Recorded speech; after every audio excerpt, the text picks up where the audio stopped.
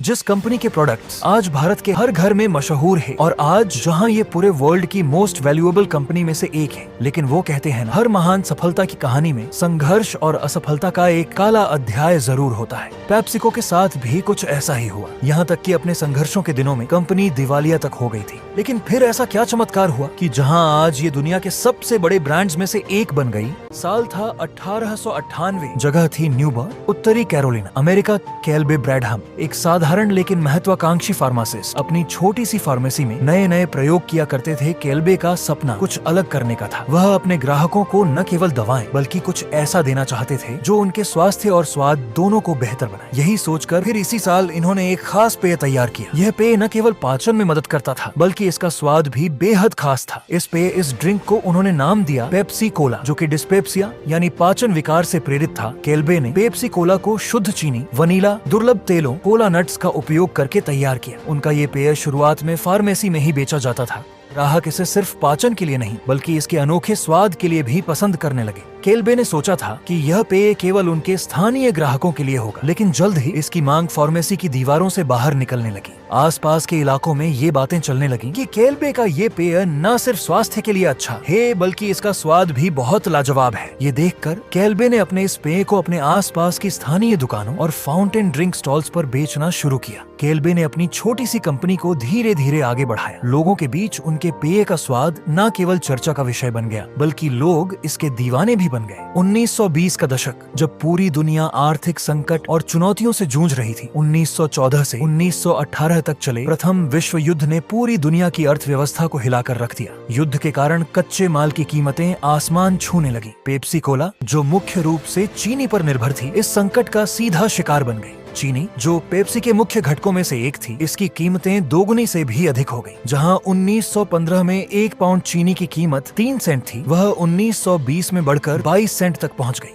केल्बे ब्रैडहम, जो एक फार्मासिस्ट थे, ने अपने जुनून के बल पर पेप्सी कोला को लोकप्रिय बनाया था। लेकिन व्यापार का अनुभव न होने के कारण उन्होंने भारी मात्रा में चीनी खरीदी, यह मानकर कि कीमतें और बढ़ेंगी। लेकिन यह दांव उल्टा पड़ गया। युद्ध खत्म होते ही चीनी की कीमतें तेजी से गिरने लगी। उनके द्वारा खरीदी गई चीनी का मूल्य आधे से भी कम रह गया। इससे कंपनी को भारी नुकसान हुआ। 1920 के दशक के मध्य तक अमेरिका आर्थिक मंदी की चपेट में आ चुका था। परिणाम, उनके उपभोक्ताओं की संख्या में भारी गिरावट आई। ब्रैडहम की छोटी सी कंपनी, जो कभी अपने नए स्वाद और गुणवत्ता के लिए जानी जाती थी, अब अपने अस्तित्व के लिए संघर्ष कर रही थी। आखिरकार 1923 में केल्बे ब्रैडहम ने दिवालिया होने की घोषणा की। उन्हें न सिर्फ अपनी कंपनी बेचना पड़ी बल्कि अपने सपनों का ब्रांड भी खोना पड़ा। 1923 में पेप्सी कोला कंपनी के दिवालिया हो जाने के बाद ऐसा लग रहा था कि यह ब्रांड हमेशा के लिए खत्म हो जाएगा। लेकिन हर संघर्ष के बाद एक नया मोड़ आता है। यह मोड़ आया 1931 में, जब एक दूरदर्शी बिजनेसमैन चार्ल्स गुथ, जो उस समय लॉफ्ट कंपनी के अध्यक्ष थे, उन्होंने पेप्सी कोला को खरीदने का फैसला किया। फिर इसके बाद गुथ ने समझा कि अगर उन्हें पेप्सी को सफल बनाना है तो इसे आम लोगों के बजट में लाना होगा। उन्होंने एक शानदार और अभूतपूर्व रणनीति अपनाई। उस समय 5 सेंट में कोका कोला की एक बोतल मिलती थी। गुथ ने उसी 5 सेंट में पेप्सी की 2 बोतलें देने का फैसला किया। महामंदी के इस दौर में जब हर पैसे की कीमत थी, पेप्सी ने न सिर्फ कीमत कम की बल्कि अपने ग्राहकों को 2 गुनी खुशी दी। जहां इस रणनीति के जादू से ग्राहकों ने पेप्सी को हाथों हाथ लेना शुरू कर दिया। इसके साथ ही गुथ ने पेप्सी की लोकप्रियता और बढ़ाने के लिए इसके विज्ञापनों पर जोर देना शुरू किया। उन्होंने एक ऐसा जिंगल तैयार किया जो जल्द ही हर घर और हर गली में सुनाई देने लगा। Pepsi Cola hits the spot, 12 full ounces, that's a lot, twice as much for a nickel too, Pepsi Cola is the drink for you। यह जिंगल इतिहास में सबसे लोकप्रिय विज्ञापनों में से एक बन गया। यह इतना सफल रहा कि लोग इसे गुनगुनाने लगे और इसने पेप्सी को हर घर में पहचान दिलाई। 1934 तक पेप्सी की बिक्री में जबरदस्त इजाफा हुआ। यह ब्रांड, जो कभी दिवालिया हो गया था, अब फिर से बाजार में छा चुका था। साथ ही पेप्सी की भारी बिक्री ने पूरे अमेरिका में कोका कोला को कड़ी टक्कर देना शुरू कर दिया।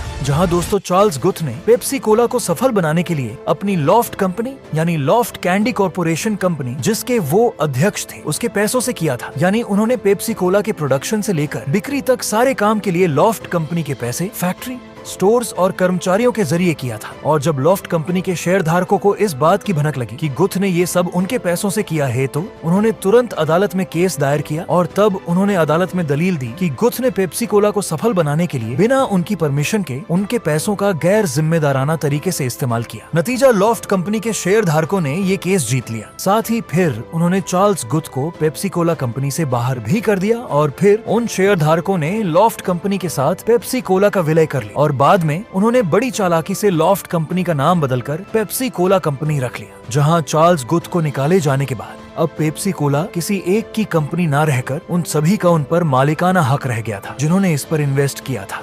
1950 का दशक कोका कोला दुनिया का सबसे लोकप्रिय सॉफ्ट ड्रिंक बन चुका था। कोका कोला का मार्केट शेयर 50% से अधिक था और इसे अब टक्कर देना लगभग नामुमकिन माना जाने लगा। तब पेप्सी ने कोका कोला के साथ फिर से प्रतिस्पर्धा में आने और उससे आगे निकलने के लिए उन्हें एक आइडिया आया। वो आइडिया था एक यूनिक मार्केटिंग अभियान जिसे पेप्सी चैलेंज कहा गया, यानी कि सार्वजनिक स्थानों, सुपरमार्केट और मॉल में उन्होंने अपने टेबल लगाए। वहाँ ग्राहकों को 2 गिलास दिए जाते थे बिना उन्हें बताए कि किसमें कोका कोला है और किसमें पेप्सी। फिर उन्हें दोनों पेय को टेस्ट करने के लिए कहा जाता और फिर उनसे पूछा जाता आपको कौन सा स्वाद ज्यादा पसंद आया। नतीजा, ज्यादातर लोगों ने पेप्सी को पसंद किया और जब ग्राहकों को बाद में पता चला कि उन्होंने जिस पेय के स्वाद को ज्यादा पसंद किया वो असल में पेप्सी का था, और ये जानने के बाद लोग फिर से पेप्सी के दीवाने बनने शुरू हो गए, जिससे उनकी बिक्री में जबरदस्त इजाफा होने लगा। ये पेप्सी के लिए बहुत बड़ी जीत थी। कोका कोला कंपनी, जो दशकों से अमेरिका की पसंदीदा ड्रिंक थी, वो पेप्सी की ये मार्केट स्ट्रेटेजी देख काफी ज्यादा हैरान रह गई। साल था 1965। डोनाल्ड कैंडल पेप्सी के पहले सीईओ बने कैंडल ने महसूस किया कि अगर पेप्सी खुद को सिर्फ एक सॉफ्ट ड्रिंक तक सीमित रखेगी तो वह बाजार के अन्य हिस्सों में पीछे रह जाएगी। यही सोचकर इन्होंने इसी साल पेप्सी का स्नैक्स की टॉप कंपनी फ्रीटोले के साथ विलय किया,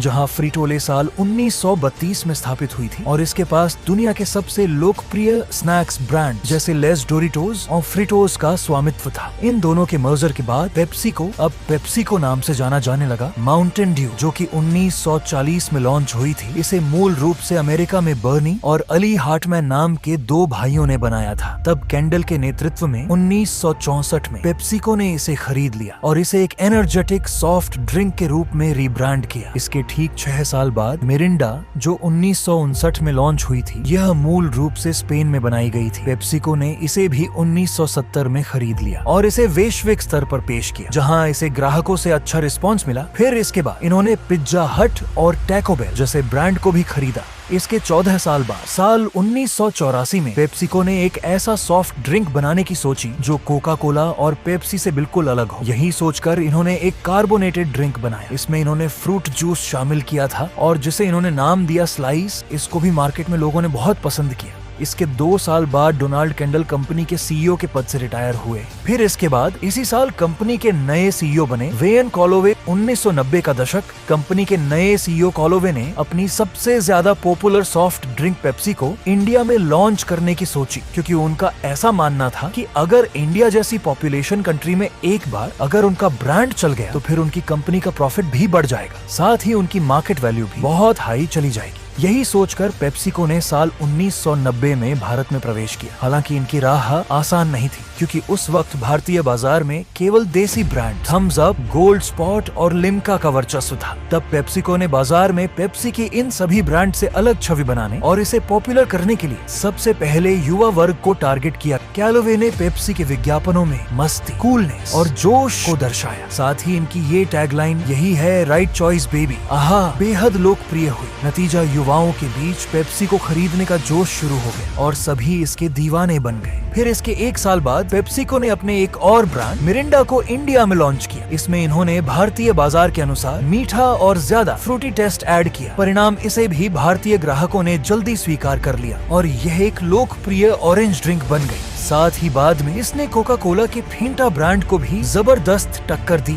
इसके 1 साल बाद साल 1992 में पेप्सिको ने कोका कोला कंपनी के लिम्का ब्रांड को टक्कर देने अपनी एक और सॉफ्ट ड्रिंक 7 अप को लॉन्च किया। इसे इन्होंने बिना कैफीन के हल्की और रिफ्रेशिंग लेमन लाइम ड्रिंक बोलकर एडवर्टाइज किया। नतीजा, ये भारतीयों का एक प्रमुख लेमन लाइम सोडा बन गया। अपनी शुरुआती सफलता के बाद पेप्सिको ने अब भारतीय स्नैक्स मार्केट में भी अपने पैर जमाने के लिए उन्होंने लेहर नमकीन नाम से अपना प्रोडक्ट लॉन्च किया, लेकिन ये प्रोडक्ट भारतीय ग्राहकों को वो टेस्ट नहीं दे सका जो कि स्थानीय ब्रांड्स और हल्दीराम जैसे बड़े प्लेयर्स दे रहे थे। नतीजा ये प्रोडक्ट भारतीय बाजार में फ्लॉप रहा। इसी असफलता के साथ वेन कैलोवे साल 1996 को कंपनी का सीईओ के पद से रिटायर भी हुए। फिर इसी साल कंपनी के सीईओ बने रॉजर एनरिको। इनके नेतृत्व में पेप्सिको ने भारत में अपने सॉफ्ट ड्रिंक्स बेचने के सिलसिले को जारी रखा, जहां इन्होंने एक बार फिर भारतीय स्नैक्स मार्केट में हाथ आजमाने का रिस्क लिया। हालांकि इस बार पेप्सिको ने अपनी पिछली गलतियों से सीखा और भारतीय स्वाद के मुताबिक चलकर इन्होंने एक छटपटा और मसालेदार स्नैक बनाया जिसे उन्होंने कुरकुरे नाम दिया, और साल 1999 में इंडिया में लॉन्च होते ही इसने तूफान मचा दिया। ग्राहकों के बीच इसका जबरदस्त क्रेज देखने को मिला और इसने उस वक्त के पॉपुलर ब्रांड हल्दीराम के प्रोडक्ट्स को भी जबरदस्त टक्कर दी,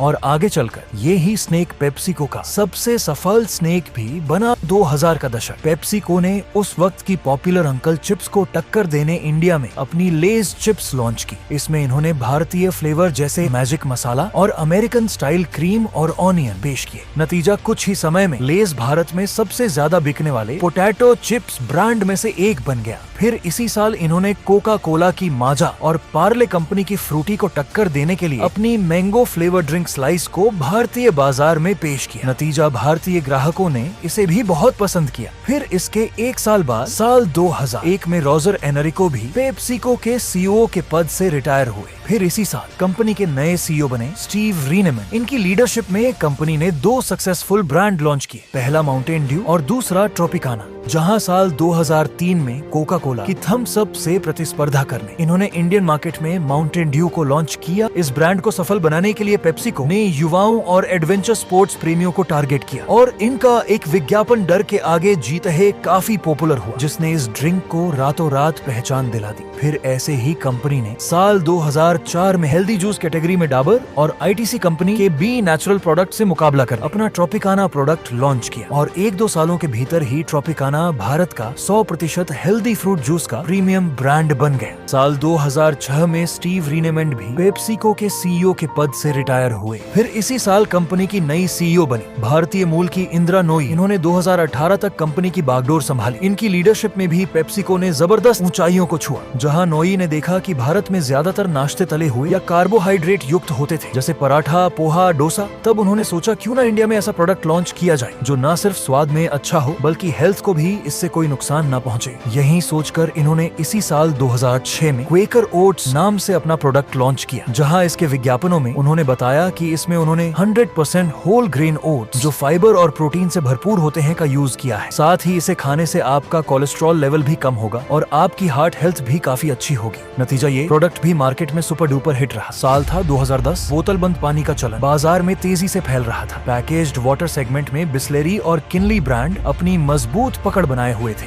तब ये देख नूई ने पेप्सिको के एक्वाफाइना बोतल बंद पानी पर फोकस करना शुरू किया, जहां पेप्सिको ने एक्वाफाइना को इंडिया में लॉन्च तो 1999 में ही कर दिया था, लेकिन नूई के कार्यकाल में इसकी जबरदस्त ग्रोथ हुई, जहां उस वक्त पेप्सिको पहले से ही अपने popular cold drink brand Pepsi, Mirinda के लिए एक बेहद मजबूत डिस्ट्रीब्यूशन नेटवर्क रखता था। न्यूई ने उसी नेटवर्क का उपयोग कर एक्वाफाइना को छोटे और बड़े शहरों में तेजी से फैलाने पर जोर दिया। Shopping mall, railway station, airport, college campus और रिटेल स्टोर्स पर एक्वाफाइना की उपलब्धता को बढ़ाया गया। जहां उस वक्त के विज्ञापनों में बिस्लेरी ने खुद को हर भारतीयों की अपनी चॉइस, वहीं कोका कोला के किनली ब्रांड ने खुद को trust is more important tagline के साथ एडवर्टाइज किया। तब पेप्सिको ने इन सबसे अलग हटकर एक्वाफाइना को प्योरिटी गारंटी और गो प्योर जैसी टैगलाइन का इस्तेमाल कर एडवर्टाइज किया। फिर क्या था, इस टैगलाइन ने जादू कर दिया। लोगों के बीच एक्वाफाइना की एक अलग ही छवि बनी और सभी इस बोतल बंद पानी की प्योरिटी के दीवाने बन गए। साल था 2017। इंडियन मार्केट में एनर्जी ड्रिंक का चलन तेजी से फैल रहा था। मार्केट में रेड बुल और मॉन्स्टर जैसे ब्रांड पहले ही पैर जमाए हुए थे। हालांकि तब पेप्सिको ने देखा कि रेड बुल और मॉन्स्टर ये दोनों काफी पॉपुलर तो है, लेकिन है ये बहुत महंगे। तब पेप्सिको ने आम बजट में लाकर अपनी एनर्जी ड्रिंक स्टिंग को मार्केट में पेश किया, जहां उन्होंने इसके विज्ञापनों में बताया कि इस ड्रिंक में टॉरिन, विटामिन B6 और B12 भरपूर है, जिससे शरीर को जबरदस्त एनर्जी मिलेगी। साथ ही उन्होंने इसमें भारतीय टेस्ट के हिसाब से मीठा और फ्रूटी स्वाद भी ऐड किया। जहां उस वक्त रेड बुल की 250 मिलीलीटर की केन की प्राइस होती थी 140 रुपए, वही पेप्सिको ने स्टिंग की यही 250 मिलीलीटर की बोतल का प्राइस रखा 60 रुपए। यानी उन्होंने रेड बुल की तुलना में आधे से भी कम कीमत पर अपना यह ड्रिंक लॉन्च किया। और जब ग्राहकों को इतनी कम प्राइस में इतना अच्छा टेस्ट मिला तो वो इसे काफी पसंद करने लगे। और आज स्टिंग की पॉपुलैरिटी इंडिया में कितनी है वो किसी से छुपी नहीं है।